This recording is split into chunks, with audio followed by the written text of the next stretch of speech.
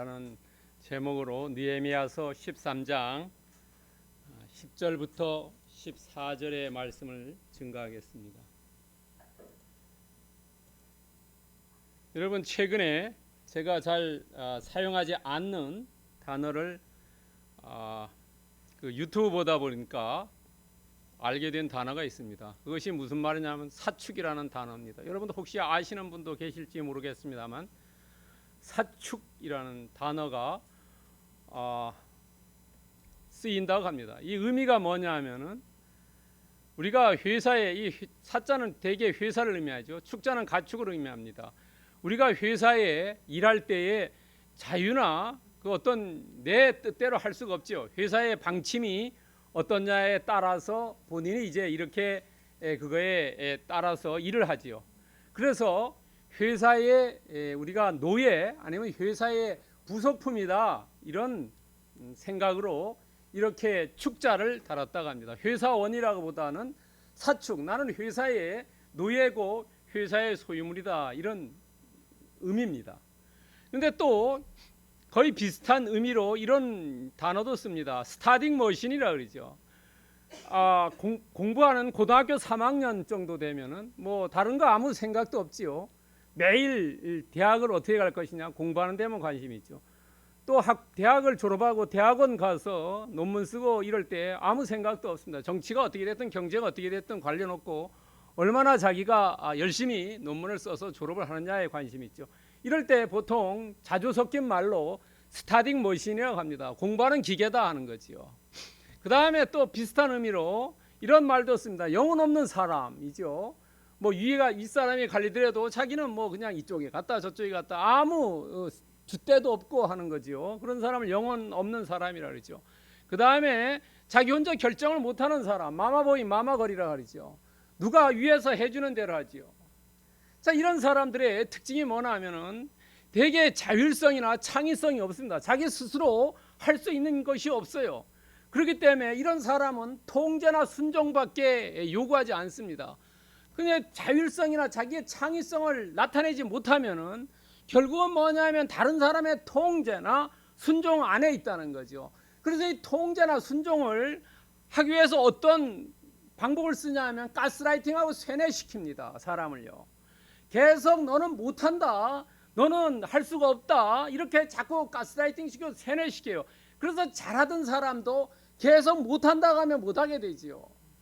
이렇게 되면 이 사람은 어떻게 되면 무력감을 느끼고 누가 해주는 것밖에 생각을 못합니다. 그러니까 배급받는 것밖에 못하는 거지요. 자율성이 없어져요. 창의성이 없어집니다. 그냥 통제되고 순종되는 거지요. 그러니까 마마보이 마마거리라는 것이 부모가 계속 헤어지면은 그거에 그냥 순종돼 가지고 그 통제에 따라서 자기가 할 수 있는 게 아무것도 없다는 거지요. 그래서 이런 사람들은 뭐냐면 노예밖에 안 된다는 겁니다. 노예되고 가축되는 거예요. 여러분, 그래서 우리가 뭐든지 해주는 게 좋은 게 아닙니다. 국가가 해주는 게 좋은 게 아니래요. 국가는 작은 정부가 있을 때 있고 큰 정부가 있을 때 있고 대통령에 따라서 다르지요. 그런데 가장 좋은 것은 정부는 작고 민간이 활력을 많이 느끼는 게 좋습니다. 정부가 다 해준다고 하면 마마보이 마마거리 되는 겁니다. 백성들이요. 그래서 우리가 이런 상태에서 내가 자율성이나 창의성을 가지고 나아갈 때 그 사람이 발전되지요. 여러분 가만히 생각해 보세요. 내 자신이 어떤 때 통제받고 순종돼 가지고 노예나 가축처럼 삶을 산다고 생각해서 얼마나 슬픕니까? 그러기 위해서 우리는 이 땅에 살면서 세상의 방송이나 신문이나 언론에 가스라이팅 되지 않고 내가 스스로 생각해서 자율성이나 창의성을 높여야 된다는 거지요. 그러기 위해서 어떻게 해야 되냐면 우리는 시편 19편 8절에서 중요한 단서를 하나 주고 있습니다. 그것이 뭐냐면 여호와의 계명은 우리의 눈을 뜨게 한다는 거예요. 여호와의 계명이라는 것은 성경을 얘기할 수 있고 말씀을 얘기할 수 있어요. 여러분, 교회 다니는 사람들이 정말로 내 눈이 밝아져 가지고 지금 세상이 어떻게 돌아가고 국제적인 이 상황이 어떤지 내 집이 어떤지, 내 회사는 어떤지, 내 직장은 어떤지 이게 눈이 열려야지 제대로 볼 수 있다는 거지요. 여러분요. 그리고 예수님께서도 말씀해 주셨어요. 뭐냐면 우리는 통제나 순종, 노예나 가축처럼 살지 말아라. 예수님께서 우리들에게 얘기할 때 너희가 사람 낚는 어부가 되라는 거지요. 여러분 물고기를 잡아다 주는 게 아니라 너가 스스로 물고기 잡는 방법을 가르쳐 주겠다는 겁니다. 여러분 계속 자식도 대학을 마치고 네가 알아서 밥 먹고 살아라 해야지 계속 같이 부모가 끌어안고 있으면은 자식이 노예나 가축밖에 안 된다는 겁니다. 이것을 좀 더 크게 얘기하면 국가가 전체주의 국가는 백성들을 노예나 가축시켜요. 왜? 자기 말을 잘 듣기 위해서. 여러분 자식을 계속 끌어안고 있으면 부모 얘기 잘 듣죠. 그런 사람들이 마마보이 마마거리라는 겁니다. 여러분 우리는 사람을 낚는 어부가 되어야 된다는 거죠.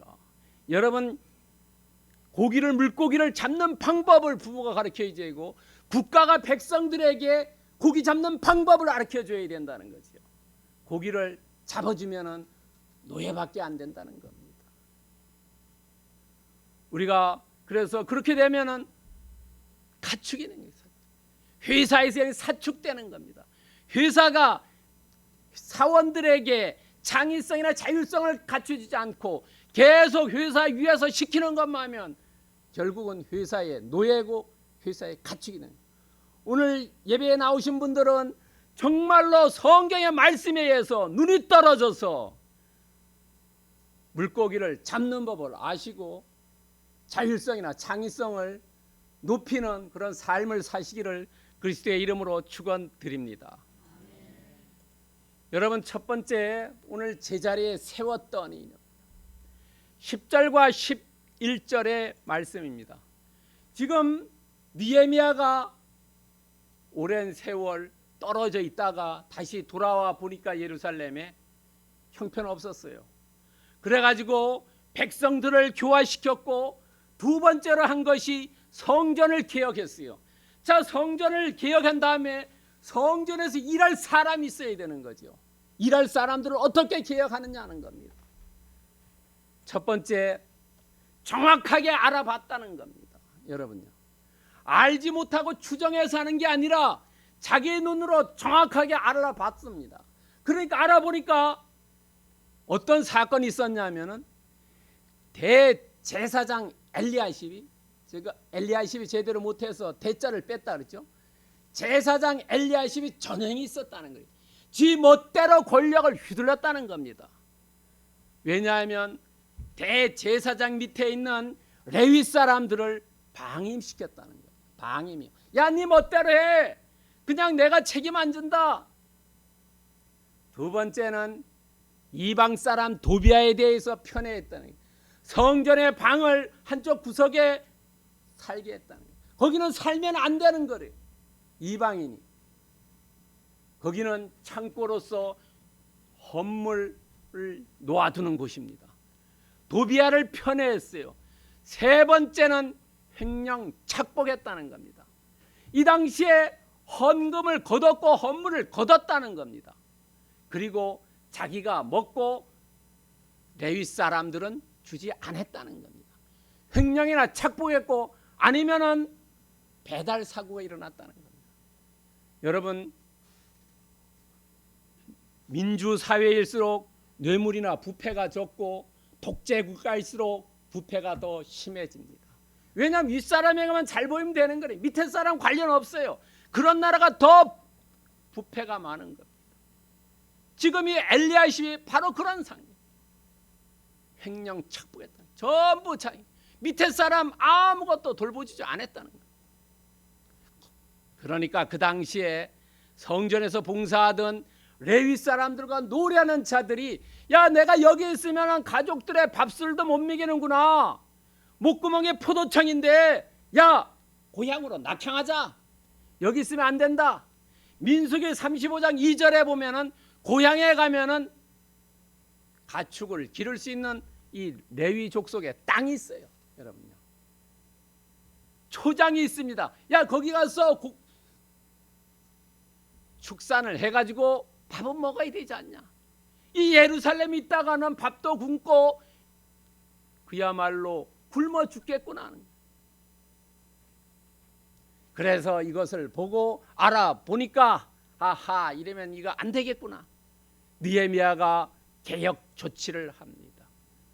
개혁 조치하는데 이 중요한 것은 레위 사람과 노래하는 자들은 꾸짖지 않습니다.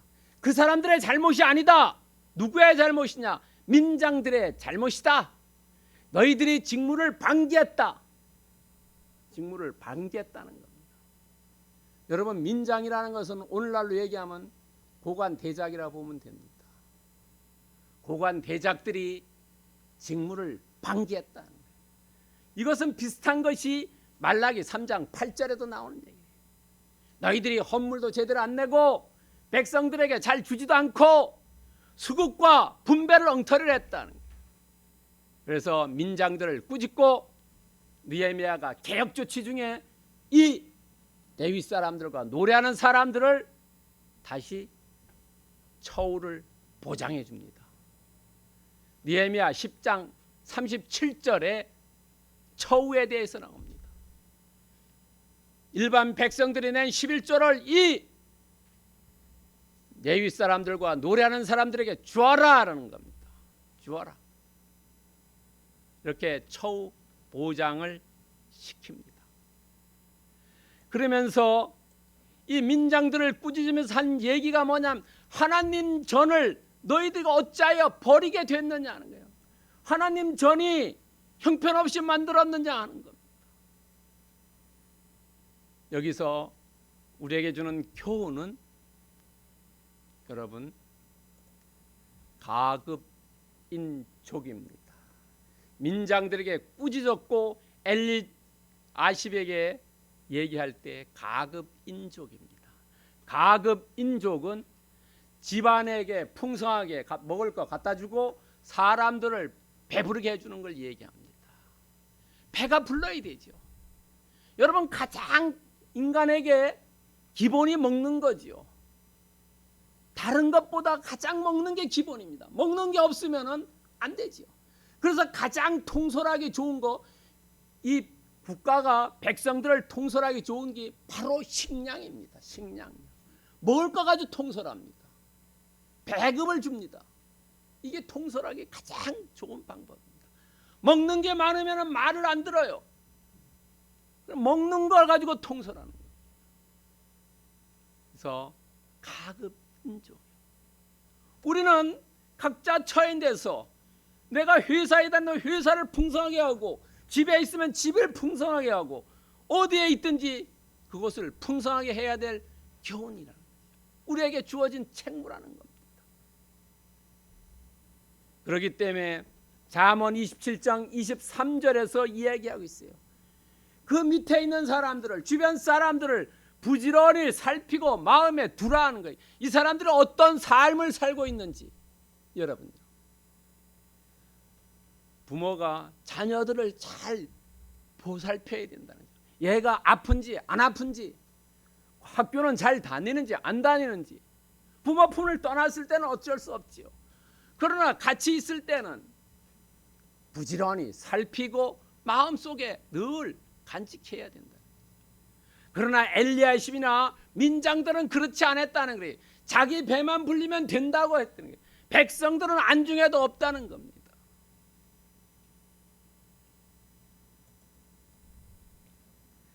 고린도전서 9장 14절 우리말 성경을 보면은 복음을 전하는 일로 먹고 살으라.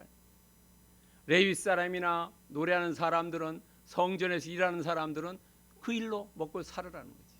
여러분, 우리가 회사에 가서 일할 때 아니면 어떤 곳에 가서 일할 때 거기서 급료를 받지요. 왜냐하면 그걸로 먹고 살으라는 거예요. 내가 회사를 위해서 일하면 회사에서 급료를 준다. 그걸로 먹고 살으라는 거예요.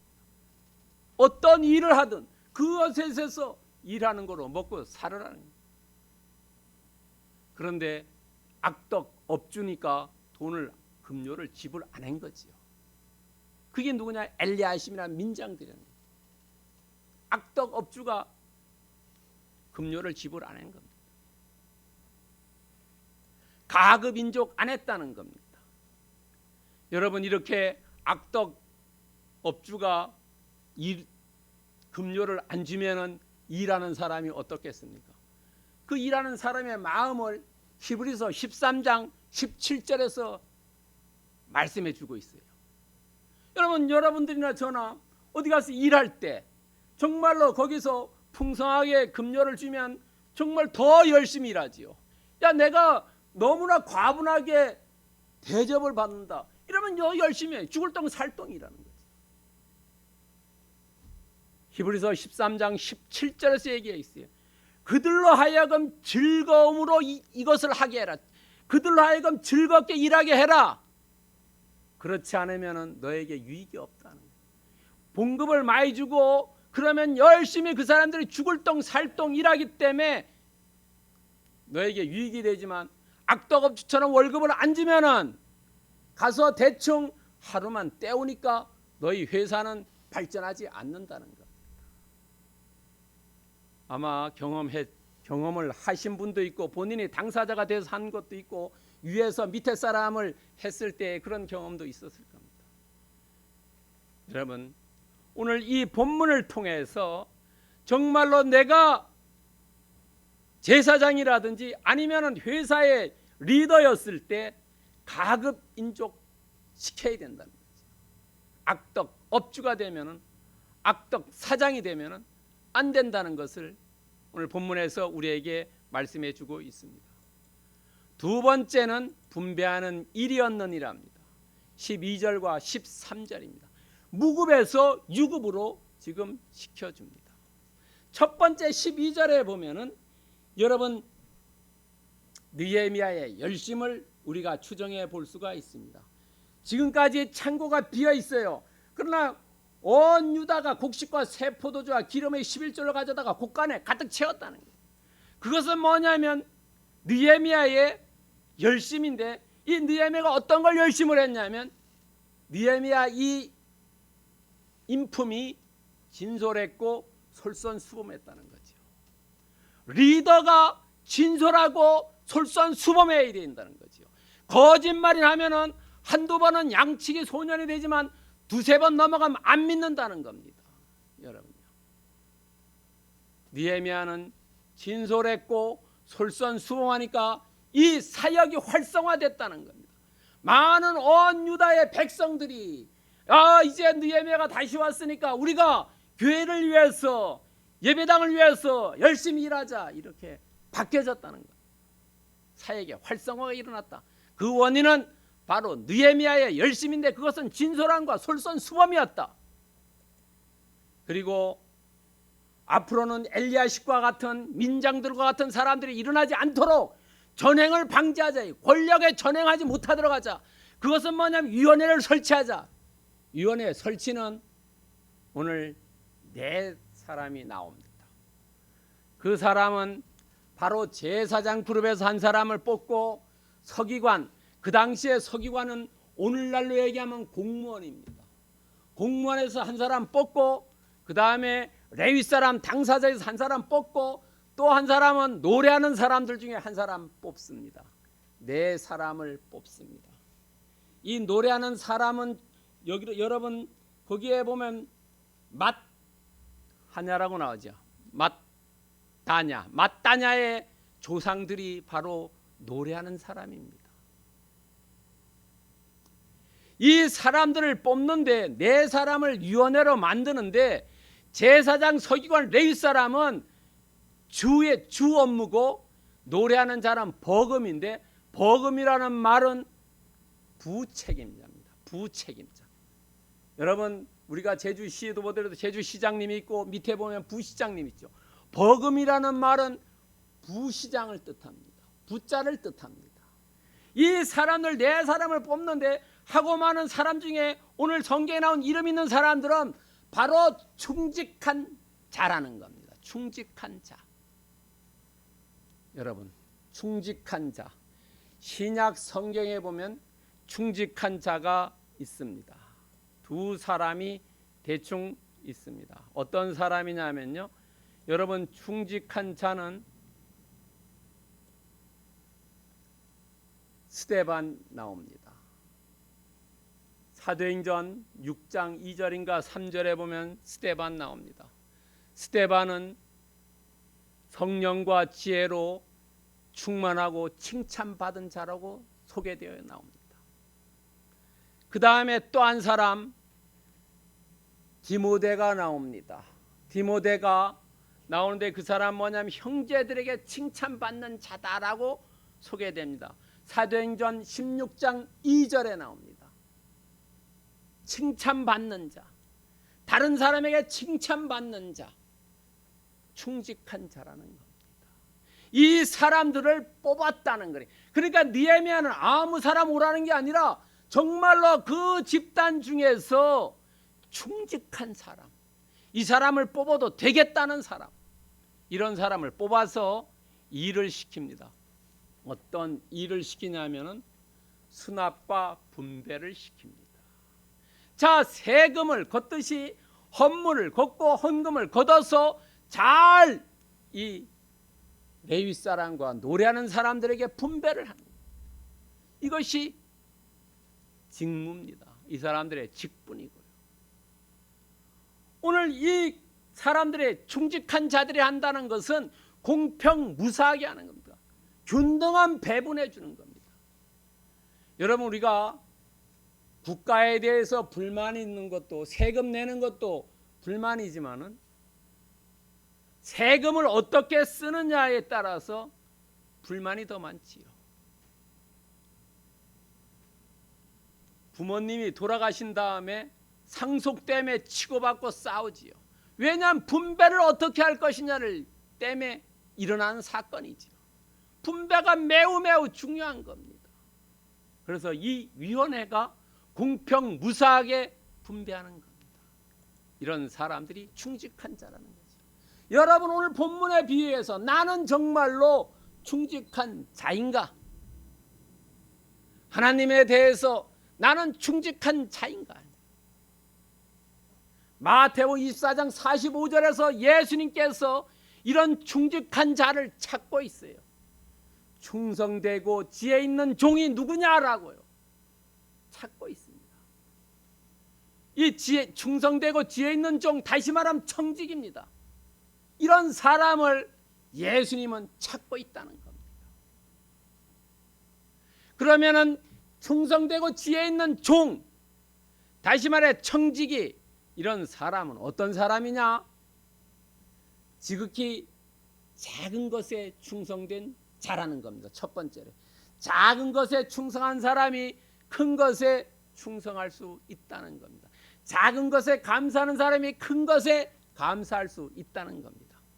두 번째는 남의 것에 충성하는 사람. 내 것은 정말로 잘 아끼는데 남의 것 알기를 우습게 하는 사람이 있다는 거죠. 남의 것을 충성하는 사람, 남의 것을 귀히 여기는 사람. 대개 자기 것은 귀하게 여기지 않으래, 귀하게 여기지 말라 그래도 귀하게 여겨요, 본능적으로. 그러나 남의 것은 귀하게 여기지 않습니다. 이 잘못됐다는 거예요. 남의 것을 귀하게 여기는 것이 충성되고 지혜 있는 종이라는 겁니다. 청직이라는 겁니다. 세 번째는 나에게 직분 맡긴 것을 감사하는 사람. 이것이 충직한 종이에요. 여러분, 충직한 사람이라는 것은 작은 것에 충성하고 남의 것에 충성하고 나에게 직분 맡긴 것에 대해서 감사하는 사람. 디모데전서 1장 12절에서 얘기해요. 내게 직분 맡긴 것을 감사한다. 그렇기 때문에 난 충성한다는 거죠. 오늘 예배에 나온 분들은 정말로 오늘 12절과 13절에서 얘기하는 충직한 자, 지극히 작은 것에도 충성하고 남의 것에도 충성하고 나에게 맡긴 직분에 대해서 감사하는 그런 청지기 같은 삶을 사시기를 축원드립니다. 세 번째는 도말하지 마옵소서입니다. 여러분, 14절입니다. 느헤미야는 이 성전 개혁을 한 이후에 지금 성전 현장을 개혁하고 있습니다. 사람들에 대해서 잘못된 것을 지금 개혁하고 있어요. 이 개혁한 다음에 바로 기도한다는 겁니다. 마침은 기도로 마쳤다는 거예요. 느헤미야는 개혁을 마친 후 하나님께 기도한 기도의 사람이었다는 겁니다. 기도하면서 뭐라고 기도하냐면 기억하옵소서. 기억하옵소서. 여러분, 기억하옵소서라는 것은 다르게 얘기하면 도움을 청하는 겁니다. 나 기억해줘. 그것은 나를 도와달라는 이야기입니다. 여러분, 생명을 15년간 연장받은 히스기야가 기도할 때 하나님께 기억해 달라라고 열왕기하 20장 3절에 나옵니다. 나를 기억해 달라는 것이 생명을 연장해 달랐던 거예요. 그 다음에 십자가에 달려있는 오른쪽 강도가 예수님께 얘기하지요.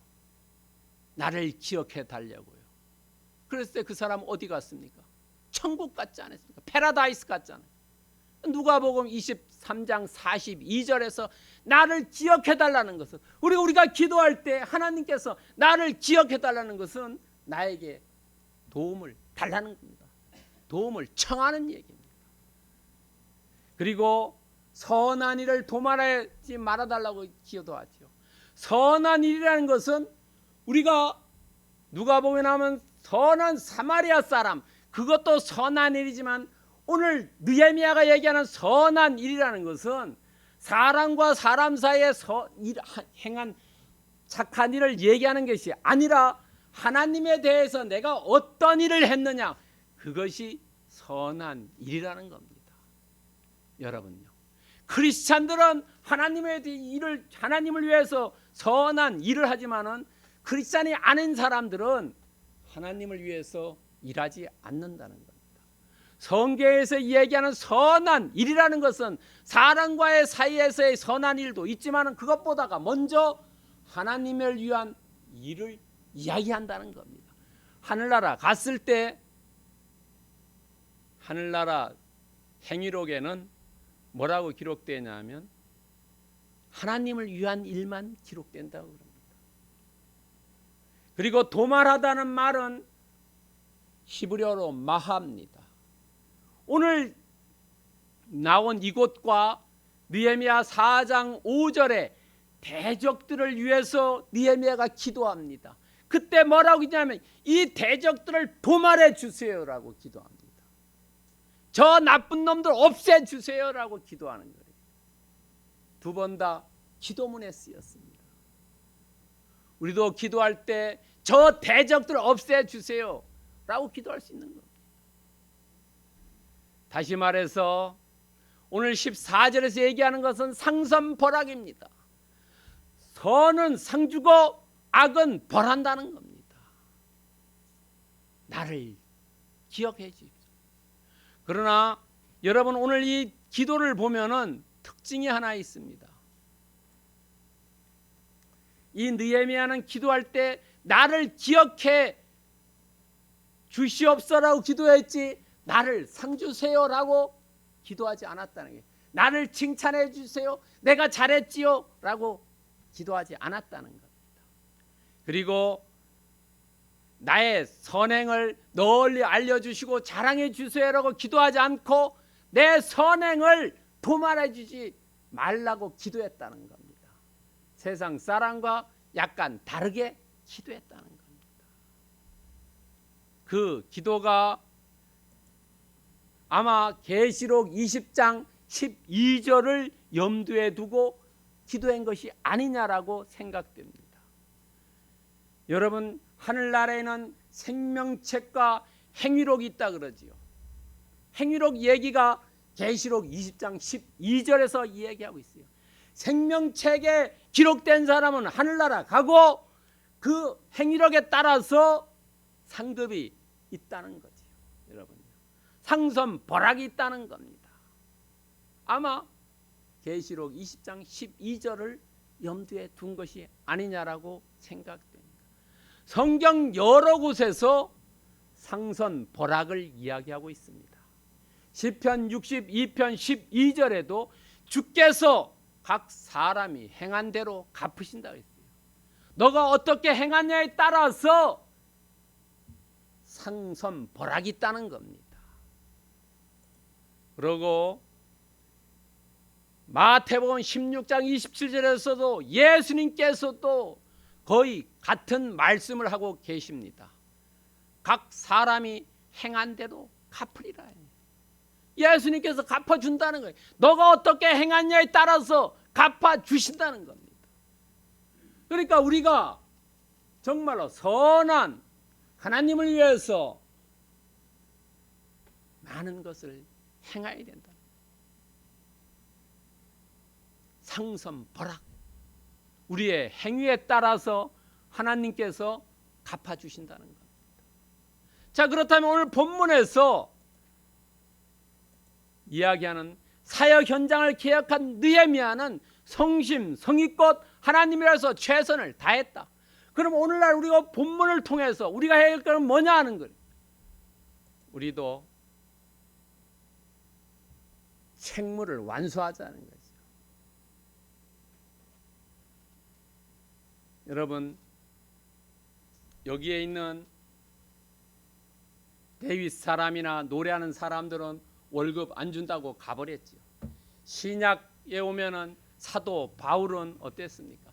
자기가 텐트 메이커가 돼가지고 전도하지요. 사도행전 18장 3절에 보면은 고린도에서 아굴라와 브리스라 만나가지고 같이 텐트 지면서 자기의 복음 전하는 책무를 방기하지 않고 끝까지 행합니다. 내가 해야 될 일, 책무를 완성하자는 것. 주님을 위해서 내가 주어져 있는 것 완성하자는 것. 두 번째는 공명정대하게 하자는 것. 내가 맡은 일을 정말로 사리 사욕 없이 사심 없이 공명정대하게 일을 처리해야 된다. 특히 분배를 잘해야 된다는 거죠.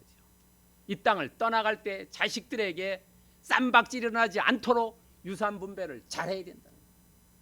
아들이라고 더 주고 첫 번째라고 더 주고 이래가지고 나중에 쌈박질이 일어난다는 거예요. 공명정대하게 정확하게 분배해 줘야 된다는 거예요. 세 번째는 반드시 후세의 평가가 있다는 거예요. 뒤따라오는 사람들의 평가가 있어요. 우리나라도 대통령이 내려오면은 그 대통령이 잘했니 못했니 평가가 있죠. 어떤 대통령은 형편없었다, 저놈아 사상이 의심된다, 이런 사람도 있다는 거예요. 후세의 평가가 있다. 우리가 이 땅을 살면서 나간 다음에 하늘나라 가면 심판의 평가가 있다는 거죠.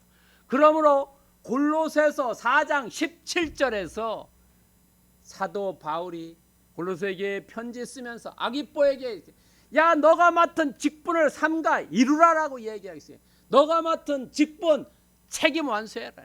너가 맡은 직분 공명정대하고 나중에 평가받을 때 제대로 평가받으라라고 얘기합니다.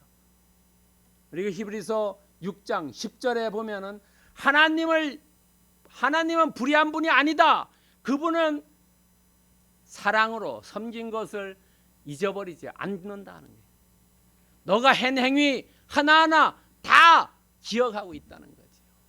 그래서 뭐라고 합니까? 비포 가드 있죠. 비포 가드.